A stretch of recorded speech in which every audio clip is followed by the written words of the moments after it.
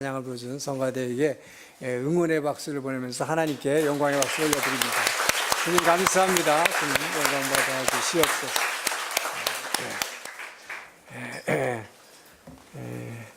일본어 찬양팀에도 이제 베이스가 들어왔어요. 베이스가 쾅쾅 받쳐주니까 막 찬양의 힘이 더 나는 것 같아요. 우리 이제 찬양팀 성가대가 점점 더 흥왕하기를 주의 이름으로 축원합니다.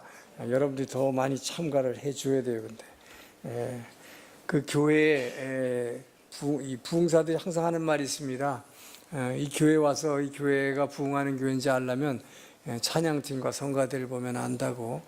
그래서 제가 꼭 그것 때문에 그런 건 아니지만 정말로 우리가 찬양하고 하는 것이 얼마나 중요한지, 이것이 예배를 끌어내는 거기 때문이에요. 오늘 제가 다른 광고는 특별한 건 없고요. 광고 대신에 제가 아까 2부 예배 때도 잠깐 말씀드렸는데, 우리 교회가 지금 제가 부임하고 나서 이제 예배 방식이 조금 전에와 달라졌죠. 전에는 어떤 의미에서는 조금 조용하게 예배드렸다면 조금 좀 소리가 커졌어요. 그리고 일어났다 앉았다 하는데, 일본 성도님들 중에는 좀 조용한 예배가 좋았는데 왜 이렇게 좀 귀찮게 하느냐, 좀 왜 자꾸 성가시게 일어나게 하고 또 말하자면 좀 시끄럽게 찬양을 하느냐, 이렇게 생각하는 분들이 좀 계신 것 같아요. 근데 한국 성도 여러분들 중에도 그런 분이 혹시 있을지도 모르겠습니다. 예전의 분위기. 그런데 여러분, 예배가 뭔지를 분명히 아셔야 돼요. 여러분 이 자리에 주일에 나오신 목적이 뭡니까? 하나님께 예배하러 나오셨습니까? 자, 예배자라면 어떻게 해야 합니까? 예배라는 게 뭘까요? 예배. 먼저 우리가 구원받은 은혜에 대한 감사와 예를 표하는 거죠. 그래서 예라고 그러죠. 배는 뭐예요? 그분을 찬양하는 거예요. 그분을 높여드리는 거예요. 그분에게 막 당신이 최고입니다, 지금 그렇게 얘기하고 있는 거예요. 예를 들어서 비유를 하자면, 어린아이들이 여러분의 생일을 축하하러 애들이 엄마 아빠 할아버지 할머니 내가 생일 축하하려고 나왔어요. 애 둘이 나왔어요. 근데 조용히 해피 바스데이 그럼 뭐라고 그러겠습니까? 여러분, 너 뭐하러 왔니 여기 지금? 뭐 어디 아프니? 무슨 문제가 있니? 그럴 거 아니겠어요? 여러분, 조용하다는 것은 뭘 얘기합니까? 정말 감사하고 찬양하고 높여드리고 이 기쁨을 축하해 드리려면 어떻게 해서 애들이 일어나서 Happy birthday to you 하자 기쁘잖아요. 여러분, 받는 사람이 누굽니까? 여러분, 주어가 바뀌면 안 됩니다. 여러분이 예배 받으려고 하지 마세요. 조용하게 예배 드리라는 얘기는 교회가 내 예배 방식에 좀 맞춰줘 그거거든요. 그건 내가 예배 받는 거죠. 여러분이 이 자리에 나오신 것은 하나님께 분명히 아셔야 됩니다. 하나님이 영광 받으시는 것입니다. 우리는 하나님이 기쁘게 하시기 위해서, 그 하나님을 기쁘게 해드리기 위해서 당신이 최고입니다, 지금 그러고 있는 거잖아요. 그 최고인데 뭘 최고예요? 여러분, 일어나는 게 어떤 분 귀찮다고 그러는데, 우리 팀이 야구 경기 보다가 홈런을 쳤어요. 그러면 시스까니 이러고 있습니까? 그건 우리 팀하고 관계없는 거죠. 아무 상관없는 거죠. 하나님하고 아무 상관이 없는 거죠. 우리 팀이 홈런을 쳤어요. 여러분, 예수님이 정말로 십자가 위에서 이 사단의 세력을 완전히 깨어부시고 승리하셨습니다. 할렐루야. 만 홈런이 문제가 아니에요. 그럼 홈런 치면 어떻게 하겠어요? 저절로 뻘떡 일어나죠. 그래서 가만히 있습니까? 와, 우리 팀 최고다, 브라보. 이게 기쁨 표시, 요로꼽이잖아요. 이 기쁨을 표시하는 것이요, 우리가 구원받은 기쁨. 이 기쁨은 일어나서 저절로 박수 치게 돼 있어요. 이 구원받은 기쁨이 없으니까 쭉 앉아 있는 거예요. 그게 좋다는 게 뭡니까? 문제가 있는 거죠. 그리고 여러분, 우리가 지금 예배를 드릴 때 누가 이 자리에 임재하십니까? 하늘나라의 왕의 왕이 이 자리에 임재하시는 우리의 여러분의 예배를 받으시기 위해서 여러분 만약에 여러분 예배 보고 있는데 천왕이 일로 들어왔다고 그래봐요. 벌떡 일어나서 막 와 저분이 오셨네 그럴 거예요. 그죠? 시스까 이런데 이러고 있습니까? 그것이 예배입니까?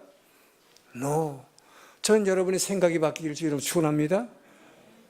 교회에 나오는 목적, 예배에 나오는 목적은 여러분 이 모든 종교와 기독교가 다른 게 뭡니까? 다른 종교는 도를 내가 깨닫는 거예요.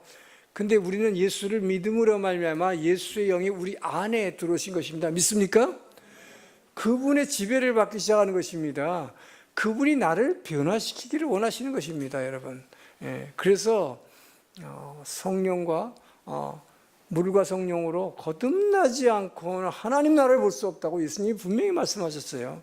거듭나기 위해서 예배드리는 것입니다. 바뀌기 위해서, 변화를 위해서 예배드리는 것입니다. 그런데 자기 생각을 바꾸려고 하지 않고 내 생각에다 맞춰라, 교회가. 이건 완전히 언어도단입니다. 그분은 예배하는 자세에 문제가 있다는 것입니다. 교회가 나를 위해서 예배 방식을 좀 바꿔줬으면 좋겠다는 것이죠. No, 내가 주님의 그분의 뜻에 바꾸는 것입니다. 할렐루야. 여러분 예수 믿으면 예수님의 이미 우리 안에 오시고 우리가 계속 말씀을 보고 읽고 묵상하는 이유가 뭡니까? 우리의 생각을 바꾸기 위해서입니다. 지금까지 내 생각 가지고 살았는데 모든 것을 판단했는데 하나님의 생각이 그 선한 의식이 나의 잘못되고 더러운 생각을 바꾸어 주도록 할렐루야. 그래서 큐티하는 거잖아요. 하여튼 큐티해놓고 그걸 모릅니까? 생각이 바뀌어야 돼요. 변화되기 위해서 온 것입니다. 하나님의 생각으로 바꾸라는 것입니다. 그리고 뭐예요? 나의 감정, 눌렸다. 여러분의 감정은 다 눌려있어요. 누구나 눌려있어요. 억울하고 분하고 비교해서 뭔가가 막 죽이고 싶은 마음도 있잖아요. 이렇게 눌려있는 마음, 이 눌려있는 마음을 뻥 터져야 돼. 이걸 터뜨리는 게 뭐예요? 이 감정의 변화입니다. 이 감정의 변화를 위해서는 기도하지 않고는 안 되는데 찬양하지 않으면 안 돼요. 찬양할 때 눌려있던 확 이 안에서 뻥 터져버리는 거예요. 할렐루야. 그래서 우리는 생각이 변화되고 나의 감정이 눌려있던 그 감정들이 기쁨으로 충만하게 변화된 할렐루야. 기뻐하면 찬양하게 돼 있죠. 이렇게 하게 돼 있죠. 뭐 이러고 쭉 그리고 앉아 있겠어요. 정말 여러분이 그러면서 나의 의지가 변화되는 거죠. 내 의지로 살아왔는데 내 의지마저 주님 뜻대로 하옵소서. 할렐루야. 내 뜻대로 하지 마시고 이제는 나의 생각과 의지를 온전히 주님 앞에 내려놓습니다. 이걸 위해서 예배 보는 거잖아요. 그래도 아직도 나 생각을 자꾸 주장하지 않기를 주의 이름으로 축원합니다. 우리가 교회에 주님의 말씀에 맞추는 거예요. 그래서 예배 드리는 방식은 내가 정하는 게 아닙니다. 하나님이 하라는 대로 우리는 예배 드리는 것입니다. 그 예배 방식이 뭐예요? 대표적인 게 다윗이잖아요. 시편 98편 5절 6절 보겠습니다. 뭐라고 어떻게 예배 드리라고 그랬습니까? 같이 있습니다. 시작. 수금으로 여호와를 노래하라. 수금과 음성으로 노래할지어다. 나팔과 호각 소리로 왕이신 여호와 앞에 즐겁고 어떻게 하라고요? 소리 지르라고 그랬어요. 근데 왜 시끄럽게 하니? 그러면 안 돼요, 여러분. 정말 해피 버스데이 하면서요. 할아버지가 최고예요. 할아버지께 영광을 이래 보세요. 막 다 끓여주고 싶지. 바로 그겁니다. 그렇게 하러 나온 사람이 조용히 앉아서 이러고 있으면 안 되잖아요. 여러분의 생각과 마음이 바뀌어서 정말 기쁜 마음으로 일어나서 찬양할 때 이 안에 눌려있는 모든 감정들이 치유되기를 주의 이름으로 축원합니다. 그러면서 그분을 높여드릴 때 이제 오늘 본문에서 예배에 대한 얘기가 나오지만 정말 예배는 정말 축복의 시간입니다. 이 예배를 즐기기를 주의 이름으로 축원합니다. 기도합니다. 좋으신 하나님 감사합니다. 이제 주의 말씀을 듣기를 원합니다. 아버지 말씀하여 주시고 이 말씀을 듣기만 하지 말고 이 말씀에 이끌려 삶으로 드러내는 신앙을 표현할 수 있게 하시며 그 신앙을 자손들에게 물려줄 수 있도록 주님 축복하여 주시옵소서. 감사하며 예수님 이름으로 기도합니다. 아멘.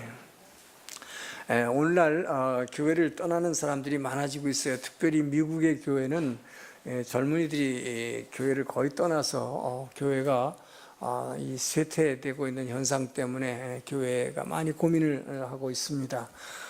뉴욕의 그 엠블러 지역이라는 곳에서 한 미국인 교회가 한인 교회에다가 큰 교회 건물과 그리고 목사관을 단 1불에 팔았습니다.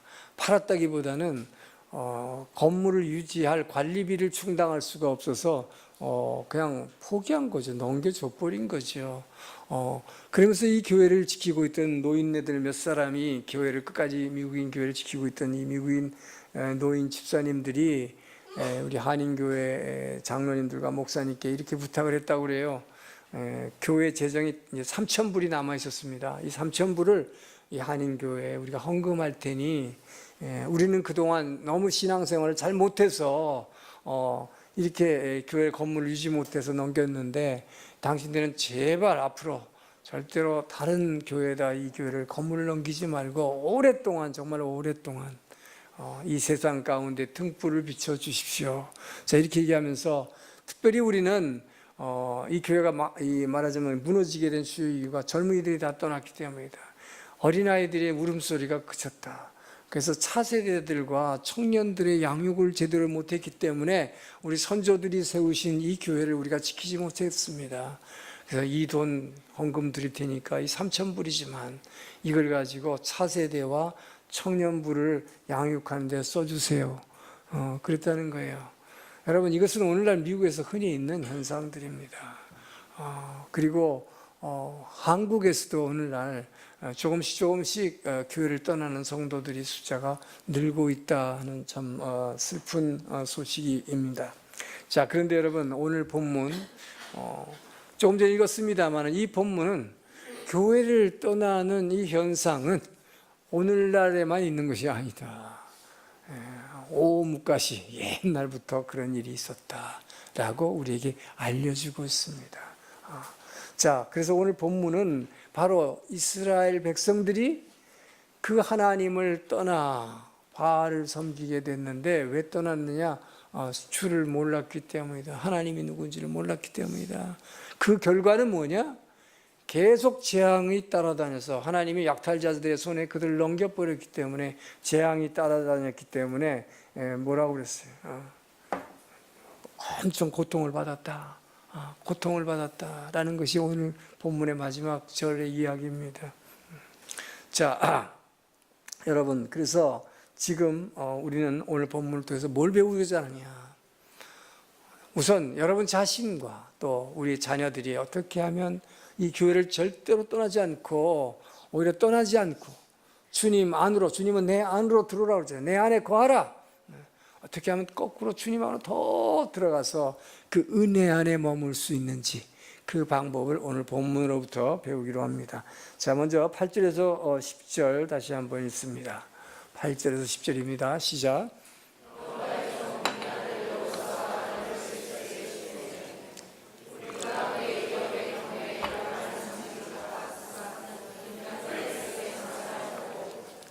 그 세대 사람도 다 그 열조에로 돌아갔고 알지 못했더라 계속됩니다. 무슨 얘기입니까? 첫 번째 메시지. 여러분들이 교회에 꼭 붙어 있고 여러분이 자녀들이 붙어 있어서 그 은혜 안에 거하려면 먼저 하나님을 알기 위해 최선을 다해야 된다. 하나님을 알려는 노력하지 않으면 안 된다는 것입니다. 그리고 여러분의 그 믿음을 자손들에게 가르쳐라 하는 것이 첫 번째 메시지죠. 여호와를 알지 못하였더라 라는 말이 본문이 지금 계속되고 있는 것입니다. 자, 지금 10절을 보면 당시 이스라엘 백성들은 주님이 누군지를 알지 못했기 때문에 떠났다라고 얘기합니다. 하나님이 어떤 분이신지를 알지 못하고 하나님이 자기 선조들을 위해서 어떤 그 놀라운 일들을 행하셨는가를 전혀 지금 알지 못해 배우지 못했다는 것이죠. 그렇기 때문에 하나님을 버렸다. 그리고 바알 숭배했다. 이렇게 나오고 있는 것입니다. 여러분, 이들이 하나님을 완전히 버린 건 아니죠. 여러분 성경 읽다 보면 알 수 있죠. 하나님을 버렸다라고 성경은 그렇게 말합니다. 그러나 그들 입장에서 보면 여러분 이들이 완전히 하나님 버린 것입니까? 완전히 버리지는 못했죠. 왜요? 선조들이 하던 습관을 따라서 제사는 드리고 있었어요. 계속 제사는 드리고 있었습니다. 예. 그런데 뭐예요? 이것이 형식적인 제사였고 바로 아까 말씀드린 대로 그 기쁨과 감사가 넘치는 예배를 드리지 못했다는 것이죠. 왜요? 그 하나님이 어떤 분인지를 모르니까, 그 하나님이 얼마나 우리에게 은혜를 주시고 축복을 주시는 분인지를 모르니까 그분을 떠날 수밖에 없었다 하는 것입니다. 오늘날 그러나 크리스찬들도 마찬가지다. 왜 교회를 떠납니까? 어떤 사람이 떠납니까? 주님을, 예수를 믿는다 그러면서 여러분들이 의외로 예수를 잘 모른다 하는 것입니다. 정말 여러분이 예수를 잘 몰라요. 여러분 예수님을 잘 압니까? 책을 많이 봤습니까? 성경책 말고 성경에 관한 책들 많죠. 그런 책들 많이 읽으시는데 물론 시간 읽으면 있으시면 읽는 것도 좋아요. 그렇지만 그분에 관해서 아무리 내가 많이 읽어도, 전에 제가 가끔 얘기했죠. 클린턴 여성 지금 미세스 클린턴 대통령 후보로 나온 사람, 리셉션 하는데 가서 나는 당신을 잘 압니다. 그러니까 어떻게 아는데요? 나는 잘 모르겠는데 당신에 관한 책을 다 읽었거든요. 잘 알거든요. 그런데 어떻게 합니까? 그분은 죄송합니다. 그런데 나는 당신을 전혀 알지 못합니다. 그럴 거 아니에요, 여러분. 여러분이 예수님에 관한 책을 많이 읽었다고 해서 예수님을 아는 거 아니에요. 성경을 많이 읽어야 되지만 단지 읽는 것만 갖고는 안 되죠. 말씀을 묻고 기도함으로 그분과 교제하지 않고는 일방통행으로 먹기만 하면 안 돼요. 받기만 하면 안 돼요. 나도 말해야죠. 그래야 교제가 되는 거죠. 그게 기도 아닙니까? 말씀과 기도가 함께 있지 않고는 그분과의 살아있는 교제가 될 수가 없다는 것이죠.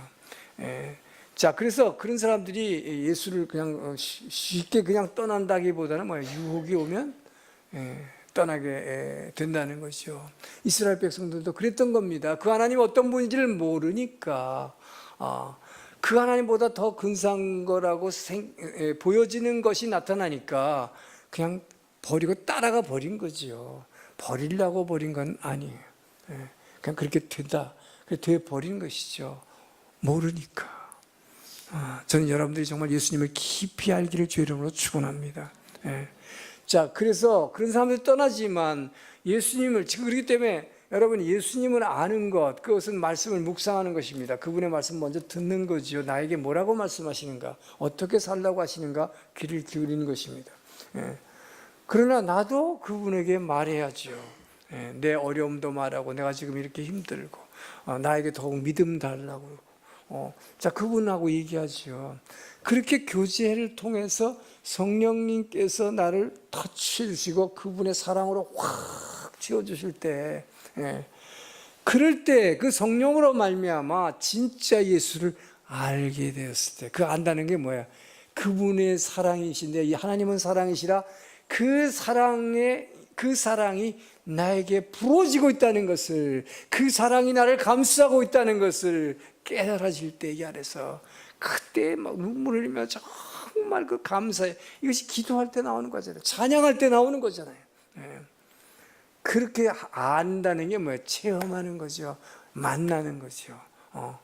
그렇게 한 사람은 어떤 인생의 위기가 와도, 유혹과 시련이 와도 이 체험이 있는 사람, 이 사랑의 체험, 경험이 있는 사람은 하나님을 떠나지 않습니다. 할렐루야. 그래서 말씀만 갖고 아니 기도하라고 그런 거죠. 자, 그래서 여러분 정말 먼저 여러분이 늘 생명의 떡을, 말씀을 많이 먹고 또 기도함으로 하나님의 그 축복과 은혜와 사랑으로 먼저 채워져야 돼요, 자기가. 그래서 그 축복으로 채워질 때에 자기의 자녀들에게도 그 축복의 근원이신 하나님을 끝까지 섬겨라 라고 가르칠 수 있다 하는 것입니다. 여러분 자신이 먼저 그 은혜와 하나님의 그 사랑을 깨닫지 못하고 체험을 못하면 그걸 안 되니까 아이들한테도 그걸 가르치지 못하는 것이죠. 여러분이 이것이 자녀에게 물려줄 가장 큰 뭐 정말 뭐죠, 축복의 유산일 뿐만 아니라 아이들이 성공할 수 있는 유산이고, 이것이 영원한 생명을 줄 수 있는 유산이라고 하는 것이죠. 여러분, 근데 아이들을 어떻게 가르치겠습니까? 아이들 교육이 세 가지가 있죠. 학교에서 가르치고, 교회에서 주일학교 교육이 있고, 가정교육이 있습니다. 근데 신앙생활에 관한 한 학교, 주일학교 교육도 중요하지만 가정교육이 가장 중요해요. 가정교육이 얼마나 중요합니까? 왜 중요합니까, 여러분? 그 아이들은 여러분들의 신앙을 보고 하나님이 살아계심을 압니다. 하나님이 정말 살아계시고 우리 가정을 축복해 주시고 지켜주신다는 것을, 우리 부모님들을 지켜주신다는 것을, 그리고 나도 그래서 보호받고 있다는 것을 아이들이 여러분을 통해서 안다고 하는 것입니다. 왜 그럴까요? 그것은 배워서 아는 것이 아니라 여러분들이 하는 것을 그냥 보고 따라하는 거잖아요. 아이들은 그냥 따라할 수밖에 없잖아요. 그렇기 때문에 가정교육이 중요한 것이고, 그래서 바로 지난주에 제가 메시지를 통해서 여러분의 신앙은 반드시 내가 믿습니다 라고 말로만 하는 게 아니라 여러분의 삶의 현장의 첫째가 어디에? 가정이잖아요. 둘째는 직장이잖아요. 그곳에서 여러분의 신앙을, 믿음을 여러분의 삶으로 나타내야 된다라고 말씀하신 이유가 그거라. 여러분의 삶이 드러날 때에 그것을 통해서 아이들이 알기 때문이에요. 자, 그럼 무엇을 가르쳐야 되겠습니까? 아이들에게. 먼저 무엇보다도 여러분, 아이들을 갖다가 학생이라고 불러요. 학생 그러죠. 왜 학생이라고 부릅니까? 그 아이가 가방 메고 학교를 향해서 매일 가고 달리고 있기 때문에, 학교를 향해서 매일 움직일 때에 그 아이가 아니라 학생이 되는 것입니다. 자, 여러분이 어떻게 거룩한 성도가 되느냐? 교회를 향해서, 예배를 사모해서 교회를 향해서 날마다 달리고 있을 때 움직여야 돼요. 여러분의 몸이 움직이는 것이, 믿음은 여러분의 몸이 움직이는 것으로 나타난다는 것입니다. 믿음은 움직임이에요. 믿음은 그냥 믿습니다 입으로만 하는 게 믿음이 아니다 하는 것이죠. 그 유명한 이야기가 있죠. 9.11 사태가 났을 때 그 월드 트레이드 센터에서 그 높은 곳에서 몇십 층인지 모르지만 카페에서 오랜만에 연인이 먼 데서 만났는데 얘기를 하고 있어요. 참 너무 반가웠고 막 얘기를 하고, 비행기가 지금 이 건물을 때렸습니다. 빨리 피신하면 안 됩니다. 방송이 막 나옵니다. 근데 뭐요? 그래? 그런가 봐. 알았어. 그러고서 너무 둘이 좋으니까 계속 얘기를 하는 거죠. 이건 뭐예요? 믿음이 아니죠. 진짜로 지금 사고가 났다, 심각하다 믿는다면 어떻게 돼요? 움직이죠. 몸을 대표하는 것입니다. 그래서 그냥 그 두 사람 거기서 죽었어요. 믿습니다 하면 죽습니다. 그냥 믿습니다 하면, 입으로만 믿습니다 하면 죽어요. 몸이 움직이는 거예요. 저는 여러분들이 무엇보다도 정말 예배를 사모해서 교회를 향해서 날마다 움직이는 그 모습을 정말 여러분의 자녀들에게 보이기를 주의 이름으로 축원합니다. 그것이 얼마나 중요한지 몰라요. 부모님이 무엇보다도 예배를 중시하고 교회를 중요시해서 그를 향해서 움직이는 모습을 보게 되면 그 아이들은 결코 교회를 떠나지 않습니다. 왜요? 그걸 어렸을 때부터 보고 배웠기 때문이죠. 그래서 이 교회로 가는 모습들이 너무나 귀하다는, 여러분 이 예배가 얼마나 중요합니까? 이 예배 시간은 여러분에게 하나님이, 예수 믿는 사람에게는 여러분 예수의 영은 다스리는 영이죠. 그래서 우리는 다스리는 주 왕이라고 막 찬양하잖아요. 다스리는 영이 이 안에 오셨기 때문에, 다스리는 영이 오려면 누가 있어야 됩니까? 나는 다스리는 자다, 왕이다. 그래서 왕이 됩니까? 거기를 섬기는 자가 있기 때문에 왕이 되는 거죠. 그죠? 다스리는 영이 이 안에 들어오면 섬기는 영이 따라오게 된다. 그게 누굴까요? 천사예요. 여러분, 그래서 다스리는 영이 여러분의 안에 와 있다는 게 얼마나 미신자하고 여러분이 다른가 하는 거예요. 여러분에게는 천사가 한 명씩 붙어 있으면 믿으시기 바랍니다. 그런 말이 성경에 어디 있습니까? 성경에 여기 있습니다. 마태복음 18장 10절을 봅니다. 마태복음 18장 10절 시작, 같이 읽어요. 시작.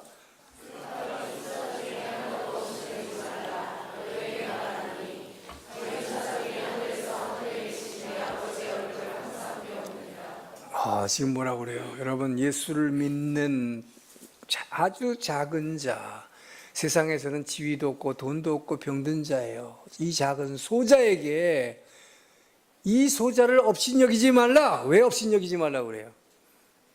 그에게 붙어있는 천사가 날마다 하나님의 그 얼굴을 보고 있느니라. 할렐루야. 굉장한 것입니다, 여러분. 그 얘기는 뭐예요? 여러분에게 붙여진 천사는 늘 하나님 앞에서 그 하나님의 영광의 얼굴을 보고 있어요.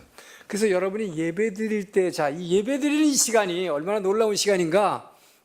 그 천사가 하늘과 땅을 지금 오르락 내리락 하고 있습니다. 할렐루야. 그러면서 여러분에게 하나씩 붙어있는 천사가 막 올라갔다 내려왔다 하는 거예요. 바빠요. 뭘 올려드릴까요? 여러분이 지금 드리는 찬양, 정말 주님 최고입니다, 주님 왕이세요, 막 지금 하고 있잖아요. 그 찬양을 주님께 갖다 올려드리는 거예요. 그럼 주님 기뻐 받으시죠. 그리고 여러분이 올리는 기도를 갖고 올라가는 것입니다. 성경은 계시록까지도 계속해서 이 기도의 향기를 천사가 가지고 올라간다고 표현하고 있습니다. 천사는 여러분의 걸 가지고 올려드려요. 예배를 올려드립니다. 그러면 그분의 놀라운 축복과 그분의 위로가, 그것을 가지고 천사가 내려와서 여러분에게 안겨주는 것입니다. 할렐루야. 여러분이 예배 드리는 시간이 얼마나 귀한 시간인지 몰라요. 그리고 바로 여러분에게 붙여준 건 천사가 하나님의 그 영광의 얼굴의 빛을 매일 보고 있기 때문에 그 천사가 여러분에게 뭘 비춰줄까요? 그 하나님의 영광에 가득 찬 그 영광의 빛을 여러분에게 비춰줌을 믿으시기 바랍니다.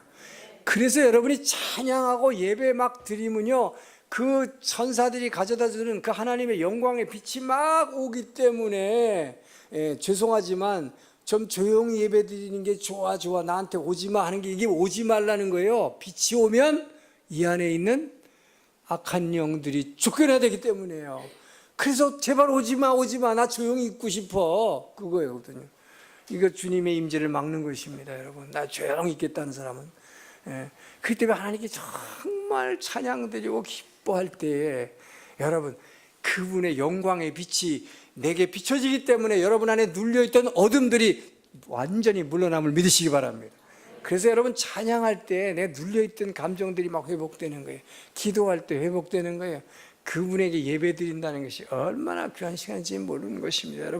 여러분, 그래서 여러분의 심각한 얼굴이 펴지길 주의 이름으로 축원합니다. 그 때문에 예배 열심히 드리는 사람은 반드시 펴지게 돼 있어요. 제가 어떤 분을 하나 지금 여러분 중에 기억하는데, 제가 처음에 와서 봤을 때 저분은 왜 저렇게 울상일까? 아니, 그냥 보면 그냥 울고 있는 모습에 그냥 있는데, 근데 그분이 지금 너무 달라졌어요. 지금 웃는 모습으로 바뀌었어요. 할렐루야. 이것이 예배자의 특권입니다. 할렐루야. 그것이 왜 그럴까요? 예배 드림을 하면 그 하나님의 영광의 빛이 이 어둠을, 이 안에 있는 어둠들을 씻어내 줬기 때문에. 옛날엔 슬펐어요. 뭔가가 억울했어요.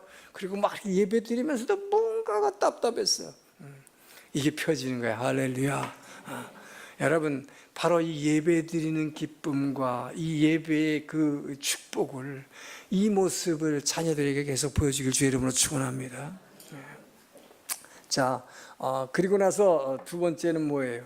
기도의 모범을 보여줘야겠죠.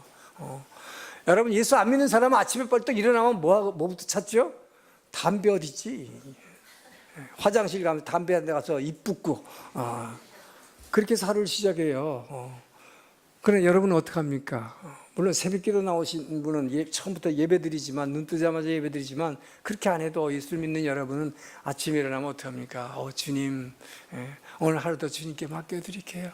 오늘 또 얼마나 멋진 하루를 인도해 주실까요? 기대합니다. 할렐루야 하고 일어나잖아요. 여러분, 이것이 믿는 자와 미신자의 엄청난 차이입니다.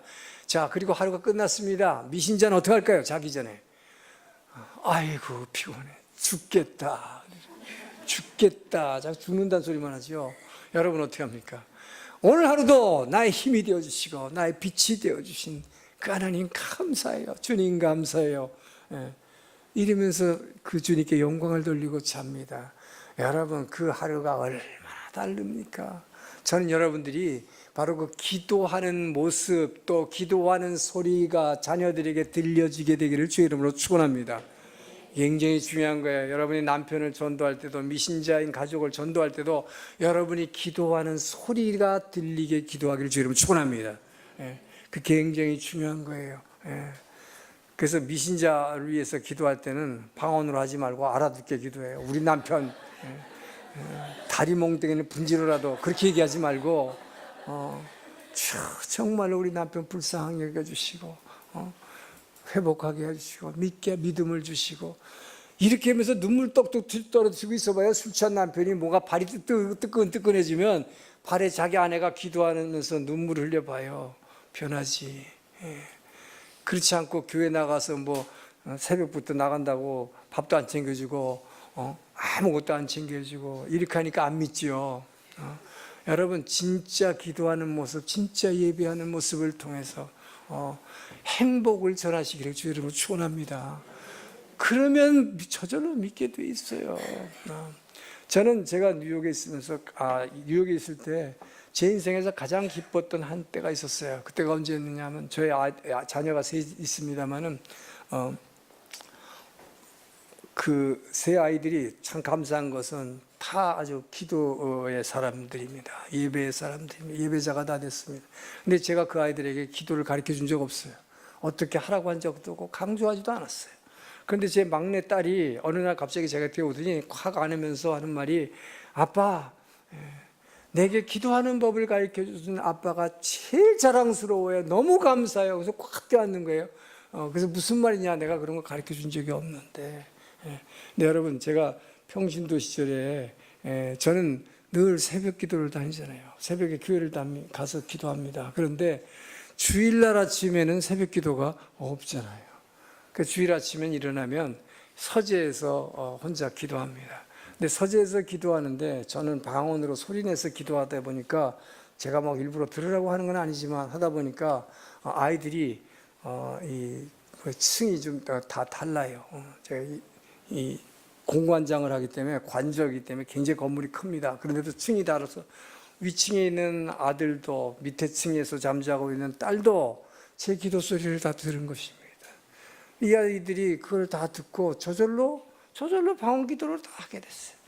그러니까 저희 막내딸 같은 경우는 너무나 놀라운 것이, 지금 뉴욕의 월가에서 증권에서 근무하고 있지만, 걔는 퇴근하고 오면 제일 먼저 하는 게 예배 드리는 것입니다. 혼자서 아무것도 하지 않고 문 딱 닫아놓고 먼저 큐티 간단하게 한 다음에 1시간 동안 무릎 꿇고 기도하는데요. 걔가 기도하는 모습을 문구멍으로 들어보면 너무 놀라요. 너무 아름답게 기도해요. 손 들고 막 찬양하며. 그러니까 그 아이에게는 늘 축복이 따라다녀요.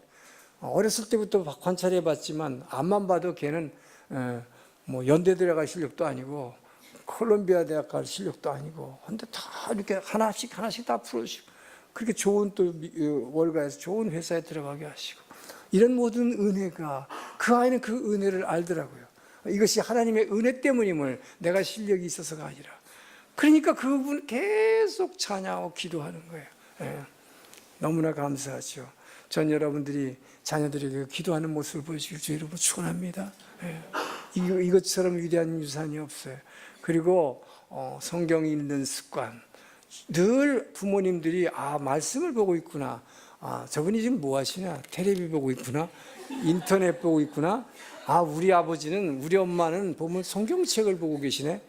이게 들어와야 돼요. 여러분, 그 자녀들의 마음에 여러분들이 정말 말씀을 사랑하고 기도의 사람이고 예배를 사모하는 그 모습을 자녀들의 가슴에 새겨지기를 주의 이름으로 축원합니다. 그 자녀들은 절대 교회를 떠나지 않습니다. 무슨 일이 있어도 주님을 붙잡습니다. 할렐루야. 이 이상 더 큰 유산이 어디 있겠어요. 그래서 정말로 복 있는 성도들은, 여러분, 말씀을 열심히 보고 있다는 이 자체가 중요한 것이 아니라, 이 말씀을 순종하기 위해서 고민하고 있는 모습을 자녀들에게 보여주길 주의 이름으로 축원합니다. 그게 진짜 크리스천이에요. 정말 주여, 나는 이 순종하고 싶은데 현실이 참 어렵습니다. 이것 때문에 고민하고 있는 모습을 자녀들에게 보이란 말이에요. 부부싸움하는 모습이 아니고 세상에서 짜증나는 이야기 때문이 아니라 그것 때문에 고민하는 것이 아니라 말씀을 순종하기가 너무 힘들었어. 아들아 누구야 아무개야 이렇게 힘든 거란다. 내가 무슨 고민이 있다. 이 말씀을 순종하고 싶은데 이걸 누구한테 다 주고 싶은데 드릴 수가 없구나. 어떻게 하면 좋겠냐. 그 아이들이 그래요. 믿음대로 하세요. 할렐루야. 여러분 아이들한테 배워야 돼요. 저는 여러분의 가정이 그 믿음의 가정으로 변화되기를 주의 이름으로 축원합니다. 그 아이들은 결코 교회부터 있을까 결코 축복으로 채워질 것입니다. 자, 11절 12절 있습니다. 시작.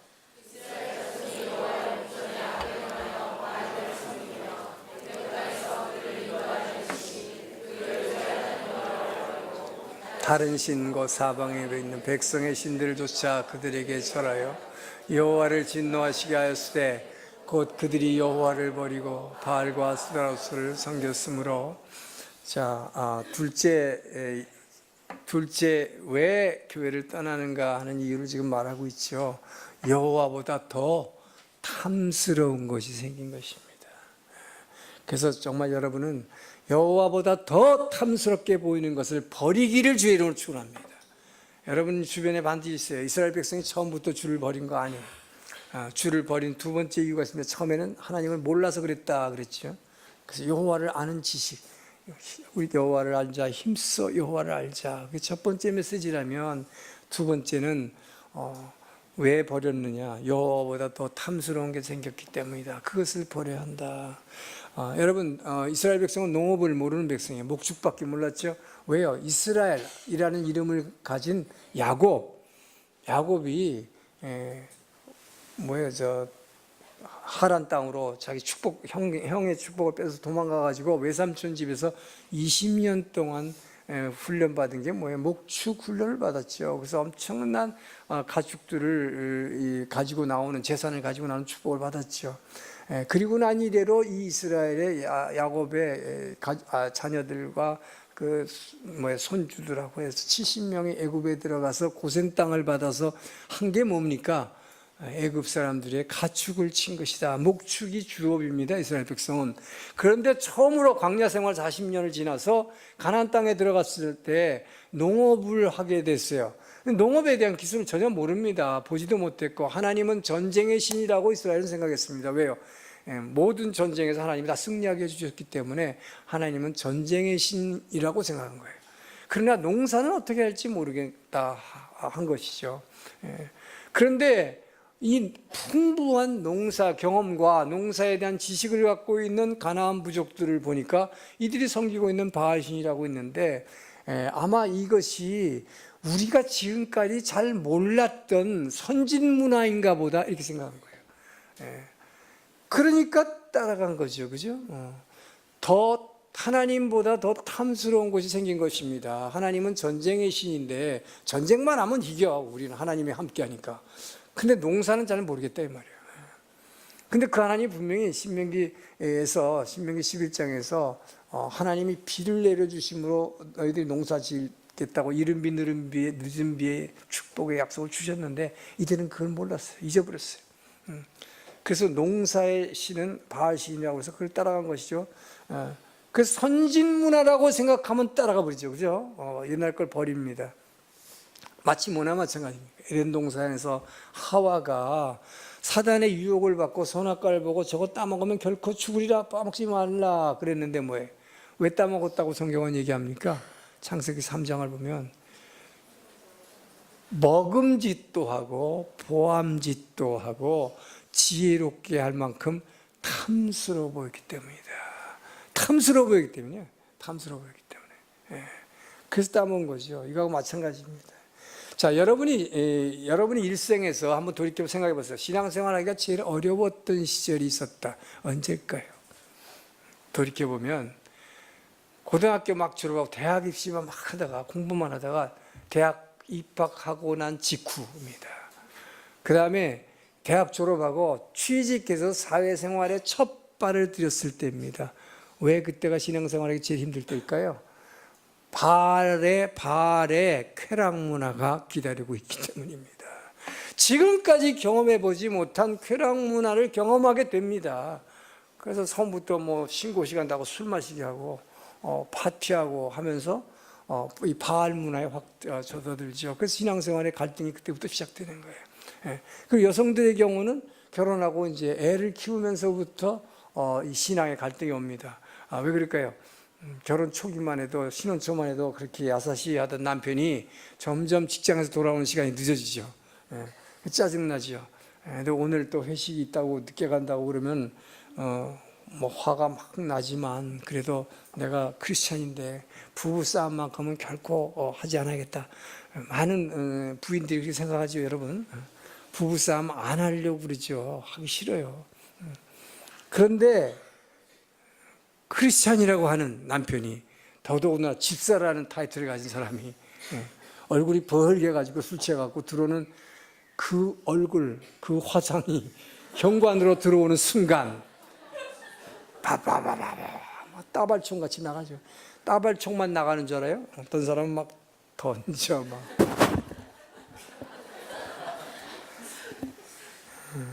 자, 그럴 때 여러분이 뭐라고 생각합니까? 이런 부인들은 그 남편을 향해서 예수 믿어도 별거 없네.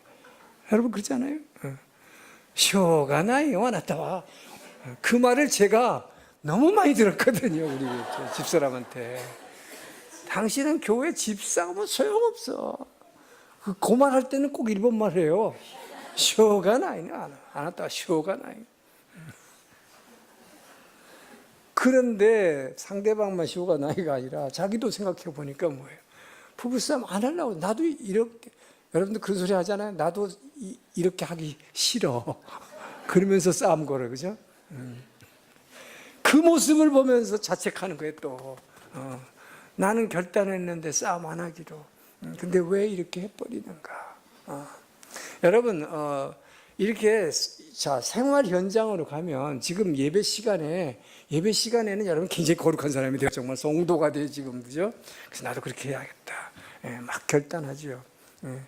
그런데 당장 벌써 가정으로 가면, 그리고 직장에 가면 확 달라지죠. 교회에서 지금 들은 신앙, 믿음, 비전이 어떻고, 뭐 사명, 뭐 사랑해라, 뭐 그런 단어를 생각해낼 겨를이 없어요. 너무 현실은 달라. 현실은 계속 뭐예요? 사단이 하라는 대로 막 안 좋은 방향으로 가게끔 되어 있다 이 말이에요. 그래서 힘들다 하는 것이죠. 그러다 보니까 어떻게 됩니까? 자기 마음대로 그냥 하고 싶은 대로 하고 자기의 행동을 요만큼도 말씀이라고 하는 이 율법이라는 말씀, 이 하나님의 말씀에 제한받지 않고 자기 하고 싶은 대로 하는 세상 문화가 더 탐스럽게 보여지는 것입니다. 내가 뭐 때문에 예수 믿어갖고 이렇게 골치 아픈가 하는 것이죠. 자꾸 이제 그런 생각이 들기 시작하는 거예요. 자, 그래서 결과적으로 하나님을 떠나게 되는데 가나안 문화에 그냥 쑥 들어가 보는 사람들이 있어요. 그런데 사실은 여러분들이 정말 하나님을 버리고 그냥 그 문화에 쑥 빠지려고 그렇게 되는 거 아니에요. 처음에는 어떻게 하는가? 직장에서 그리고 학교에서 또 아이들 학부모 모임에 갔을 때 세상 쾌락을 막 즐기고 그 얘기를 막 하잖아요, 지금. 그죠? 뭐 그런 세상을 막 즐기고 있는 그런 얘기들을 하고 있는데 나는 거기에 못 끼죠. 그죠? 여러분 크리스찬이기 때문에. 세상에서 구별된 거룩한 사람이기 때문에 그 못해요. 자, 그러다 보니까 자기 마음대로 말하고 자기 마음대로 행동하고 자기 좋은 거 다 누리고 사는 그들이 더 좋은 거 아니야 저거. 왜 내가 이렇게 묶여 살지? 라고 생각하게 돼요. 그러다가 무슨 생각을 하게 되냐? 다른 거 아닙니다. 직장이나 학교나 그런 학부형 모임에서 나만 왕따 될까 봐.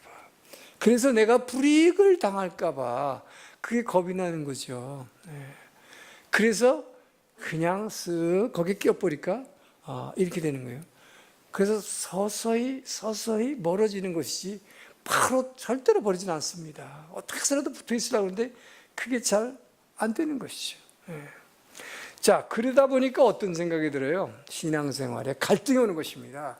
어떤 갈등입니까? 구체적으로 내가 믿는다고 하는 신앙, 내가 갖고 있다는 신앙과 실제 나의 삶이 너무 달라진 거에 대해서, 다른 거에 대해서 갈등이 생기기 시작하는 거예요. 예. 너무 다 차이가 난다. 그러면 뭐예요? 낙담하기 시작하죠. 그런데 하나님의 말씀을 지키기가 너무 어렵다는 것이죠. 뭡니까? 젊은 사람들은 혼전 순결을 지키기가 어렵고, 또 결혼하고 나서도 교회 다니면서도 또 십계명을 지키기가 어려워요. 간음하지 말라 그랬는데 많이 또 하죠. 11조 생활을 한다 그러는데 정말 제대로 하기가 쉽지 않아요. 새벽기도 그렇게 제가 강조하지만 어려워요. 모든 게 쉽지 않습니다. 그래서 나의 진짜 믿음과 내 삶이 괴리를 느끼게 되는 순간 절망하게 되는 것이죠. 자, 그런데 여기서 중요한 게 있습니다. 이러고 있을 때에 자꾸 양심에 자기도 모르게 습관적으로 짓고 있는 뭔가 죄가 있어요. 그러니까 물론 모르게 알면서도 이거 안 해야 되는데 하면서 짓는 죄가 있다. 그러면 양심의 가책이 계속 옵니다. 그래서 그 양심의 가책 때문에 막 눌리고 하다가 지쳐버리는 거죠. 그런데 그때 바로 그 나쁜 습관을 버리는 결단을 선택하면 좋은데 그게 안 되면 어느 쪽을 버리겠어요? 그래서 주를 버리는 거예요. 예. 결국은 신앙을 버리는 사람이 나오는 것입니다. 여러분, 그래서 예수 믿는 사람이요, 진짜 믿음을 지키기가 얼마나 어려운가 하는 거예요. 예. 근래 한국의 갤럽 연구소에서 갤럽 폴이 크리스찬을 대상으로 의식조사를 했습니다. 놀라운 결과가 나왔어요. 당신의 인생에서 크리스찬들이요, 당신의 인생에서 가장 소중히 여긴 것이 무엇입니까? 라고 적어내라고 그랬더니 건강이 첫째예요. 29.1%. 돈, 경제력이 중요하다. 18.3%. 2위입니다. 그리고 사람 간의 신뢰다. 11.4%. 신앙은 제일 꼴찌 4.5%. 이게 오늘 한국 크리스찬들의 의식 구조예요. 자, 그래서 갤럽폴에서 이게 좀 이거 믿기가 어렵다 해가지고 다시 그러면 10개 항목 중에서 2개를 묶어가지고 2개씩 선택해 보시오 했더니 결과는 똑같았어요.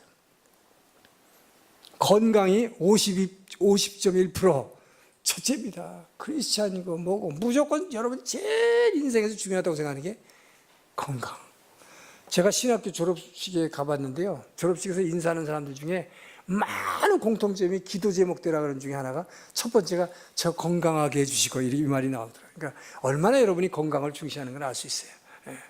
근데 어쨌든 당신의 인생에서 제일 중요한 게 뭔가 그랬는데 첫째가 건강이 50.1%고 가정생활이 제일 중요하다는 게 31.4%고 경제적으로 여유 있는 생활이 29.8%, 마음의 평안이 22.4%, 신앙은 꼴찌예요. 16%예요. 2개씩 합쳐서 했더니. 성도들이 하나님을 찾는 것 같지만 여러분이 실제로 찾고 있는 것은 건강이었고 돈이었고 편리하고 안락한 생활이었다 하는 것입니다. 그런데 왜 우리는 예배드려야 하는가? 거꾸로 소크라테스의 말을 빌리면 정의라는 것이 무엇이냐? 소크라테스 이렇게 얘기했어요. 정의란 것은 자기가 누구에게 빚진 것을 갚는 것, 부채를 갚는 것이다. 그것이 정의다.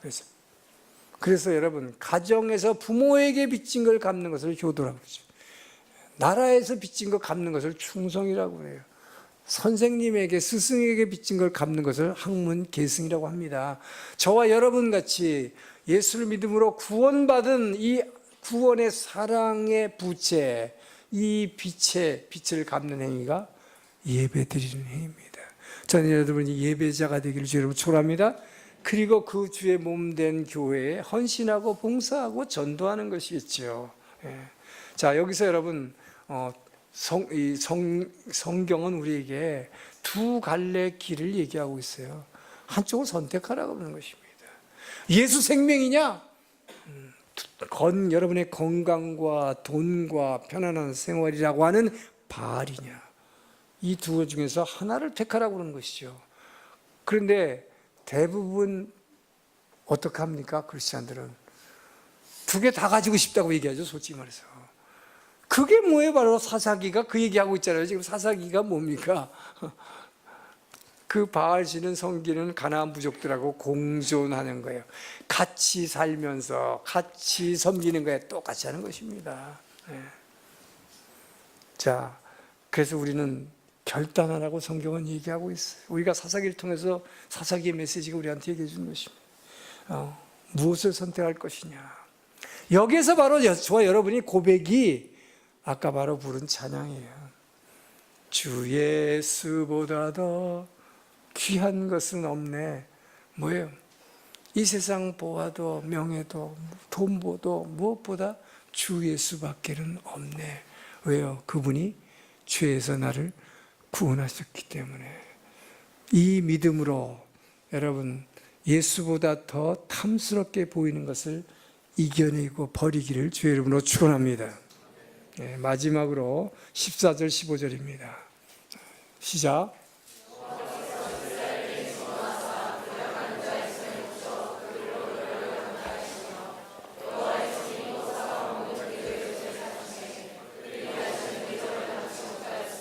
그들이 어디를 가든지 여호와의 손이 그들에게 재앙을 내리심에 곧 여호와께서 말씀하신 것 같고 여호와께서 그들에게 맹세하신 것 같아서 그들의 괴로움이 심하였더라.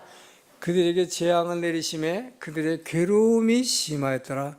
여러분 마지막 메시지는 교회에서 멀어지면 뭐예요? 괴로움이 심해진다. 재앙이 따른다.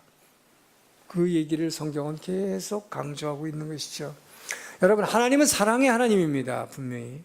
그러나 성경은 동시에 하나님은 공의의 하나님이라고 말합니다. 이 동전의 양면이에요.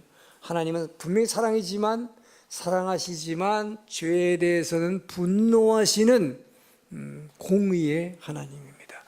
이 두 가지 면을 다 잡아야지 한쪽만 가리키고 있어요. 일본의 많은 교회 문제점들이 목사님들이 구약을 대부분 안 가리킨다고 그래요. 구약 가지고 설교하는 사람 드물다고 그래요. 왜 그러냐? 미신자들이 너무 많으니까 그저 예수님은 사랑이라는 것만 가리키면 좋잖아요. 다 용서해주고 사랑이고. 그런데 죄에 대해서 심판하시는 하나님 무섭다 이 말이에요. 공의 하나님. 안 가리키려고 그러죠. 그렇게 되면 근데 어떻게 되느냐? 성도들이 반쪽짜리 신앙이 되니까 잘못된 신앙을 갖고 왜곡된 신앙을 갖는 거예요. 하나님은 사랑이니까 내가 뭐 조금 이 정도 해도 되지 않아?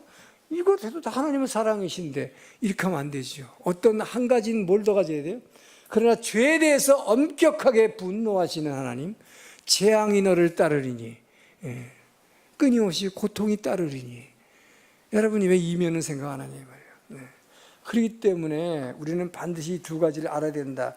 그러니까 하나님의 진노를 나타내는 방법, 이 세상에 하나님의 진노를 나타내는 방법이 두 가지라고 성경은 얘기합니다. 미신자에게 분노를 나타내는 것과 성도들에게 나타내는 방법이 다르다는 것이죠. 미신자에게 나타내는 건 뭐예요? 놀랍게도 그들이 하고자 하는 대로 악한 행위를 하도록 그냥 내버려 둔다. 여러분, 그냥 내버려 두는 거예요. 이것이 하나님이 미신자에 대한 여러분 심판임을 믿으시기 바랍니다. 근데 여러분은 뭐라고 그래요? 예수 믿는 사람 중에 그런 거 있어요. 지구상에서 말이에요. 저기서 어린애까지 다 죽여버리는 이 악한 일이 하나님이 살아계신다면 왜 이런 일이 일어나느냐고 여러분들 얘기하잖아요. 교회 다닌다 그러면서. 하나님은 악한 사람들이 그냥 악한 일을 하도록 그냥 내버려 두는 게 심판이라고 그랬어요. 왜요? 그것이 최후의 심판날에 그들이 행한 대로 당할 것이기 때문이다. 자, 제 얘기가 아닙니다. 로마서 1장 28절 있습니다. 시작. 또한 저희가 마음에 하나님 두기를 싫어하며 하나님께서 저희를 그 상실한 마음대로 내어버려 두사 합당치 못한 일을 하게 하셨으니. 저게 무슨 소리예요, 여러분? 하나님이 그들이 마음에 하나님 두기를 싫어하며, 이게 뭐예요? 카미사마오 시로 또모 시다가라 나이노데, 하나님을 알려고도 하지 않는 거예요. 그런 사람은 그들을 상실한 마음대로 그냥 내버려 둔다, 내팽개쳐 준다. 자기가 알기를 원하지 않는 걸 어떻게 하겠어요? 이것이 자유의지한 선택입니다. 신앙은 선택이죠. 하나님의 인간을 강제하지 않으십니다. 하나님의 형상을 닮아 인간을 지었어요. 그래서 하나님처럼 우리 이 사람은 자기 의지대로, 하나님도 그것만큼 건드리지 못해. 그러니까 여러분, 아담이 선악과를 따먹을 때 저 같았으면 어떻게 했을까요? 아담이 선악과를 따먹으려고 하는 순간 내 아들이 저걸 따먹고 죽으면 큰일 나죠. 정령 죽으리라고 그랬는데, 그럼 어떻게 희따만한 장대를 가지고 저 같으면 막, 야 이놈아 안 돼 하면서 팍 손모가지를 쳐버렸을 거예요. 사랑의 하나님이면 그래야 되는 거 아니에요? 왜 안 했을까요? 그냥 멀리서 보시면서 왜 눈물을 흘리셨을까요? 하나님의 형상을 닮아 지었기 때문에요. 하나님처럼 나쁜 것도 선택할 수 있는 자유를 주셨어요. 할렐루야. 근데 이 선택의 자유를 잘못 쓰면 안 된다는 것이죠. 자, 그래서 그들은 그냥 내버려 둔다. 그래서 마지막 날에, 그래서 하나님을 여러분 전도해도 끝까지 안 듣는 사람은 어쩔 수 없이 내버려 두는 수밖에 없어요. 그게 뭐예요? 그게 심판이에요. 그 사람은 그리고 그냥 지옥 가는 거죠. 더 이상 어떻게 할 수가 없다. 하나님을 알려고도 하지 않는 자. 자, 두 번째는 여러분과 저와 같은 성도들에 대한 심판입니다. 성도들을 갖다가 하나님은 어떻게 하시는가? 하나님의 여기 심판보다도 하나님의 진노가 어떻게 나타나느냐? 그것이 아까 오늘 본문 14절이죠. 노력하는 자의 손에 넘겨주셔서. 그래서 뭐 고통이 심하였더라. 그들은 끝까지 재앙이 계속 따라다녔다. 이 얘기입니다. 여러분, 그래서 바로 이스라엘 백성이 우리가 사사기를 통해서 알지만 400년 동안 사사기 내내 이방 민족의 침략을 받아서 계속 고통을 받잖아요. 이 이야기를 성경은 하고 있는 것이죠. 그래서 미국에서 한 예를 들면 1929년 미국에 대공황이 나가지고 다 경제적으로 힘들어지니까 교회들로 다 모여들었어요. 그래서 하나님 막 찾고 막 의지했어요. 그렇게 하니까 예배 드렸더니 하나님 축복 주십니다. 그래서 1937년 불과 8년 만에 텍사스주의 뉴런던이라는 마을에서 석유가 뻥 터졌어요. 그것이 오늘날 텍사스의 이 스탠다드 오일 부시 일가죠. 거기서 텍사스의 석유가 나온 거죠. 그래서 그 마을이 그냥 흥청망청 경제가 활성해야 되니까 전국에서 사람들이 몰려오면서 유흥가가 번성하기 시작하고, 그렇게 되니까 주일 예배와 수요 예배, 금요 예배의 참석자가 현저하게 줄기 시작했고, 결국 한참 후에는 그 마을의 기도 소리가 사라지게 된 어느 날, 그 마을에서 제일 큰 학교에 가스 폭발 사고가 일어나서 294명의 어린이가 그냥 한꺼번에 퇴죽음을 당했어요. 이것을 보고 또 그 마을 사람들이 전부 교회에 와서 울면서 통곡하며 회개했다는 것입니다. 그래서 다시 교회가 부흥했다. 이 반복되는 이야기, 사사기입니다. 하나님은 믿는 자에게 약탈자의 손에 붙이신다. 그래서 재앙이 따른다 그랬어요. 그래서 이 재앙은 뭐라고 했어요? 제가 여러 번 강조했습니다. 믿는 자에게, 자녀에게 주시는 재앙, 이 재앙이라고 하는 것은, 와자와이라고 하는 것은 이 고라심의 징계지요. 영원한 심판이 아닙니다. 저와 여러분은 심판의 대상이 아닙니다. 뭐 하기 위해서 여러분에게 재앙을 주는 것입니까? 이 고통을 주는 것입니까? 예배를 회복시키시려고. 할렐루야. 예배가 생명을 믿으시기 바랍니다. 한 사람을 소개하고, 노만 필이라는 유명한 사람이 있었어요. 이 사람이 신앙을 지키기가 너무 힘들어가지고 세상 가운데서 메모지를 한 장 써가지고 4가지를 적어갖고 늘 주머니에 넣고 다녔다 그래요. 이 사람은. 그래갖고 끄덕하면 이걸 계속 보면서 신앙을 지키려고. 이게 뭐예요? 나는 어디를 가도 하나님의 빛에 둘려 있는 사람이다. 어둠은 내게 접근하지 말라는 것이죠. 나는 어떤 일이 있어도 하나님의 사랑에 나는 안겨 있는 사람이다. 할렐루야. 울지 않겠다. 힘든 일이 와도 절망하지 않겠다. 나는 하나님의 사랑 안에 있다. 그리고 실패해도 나는 하나님의 능력이 보호를 받고 있는 사람이다. 할렐루야. 그리고 마지막으로 하나님의 눈이 내가 어디를 가도 나를 보고 있다. 지켜보고 있다. 그 죄짓지 못하는 거죠.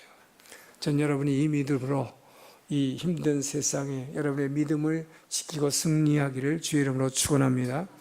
이런 말씀과 기도로 주님 안으로 들어가 축복을 누리기를 주의 이름으로 축원합니다. 기도하겠습니다. 좋으신 하나님 감사합니다. 아버지여, 우리가 이 험한 세상 가운데에서 이 가난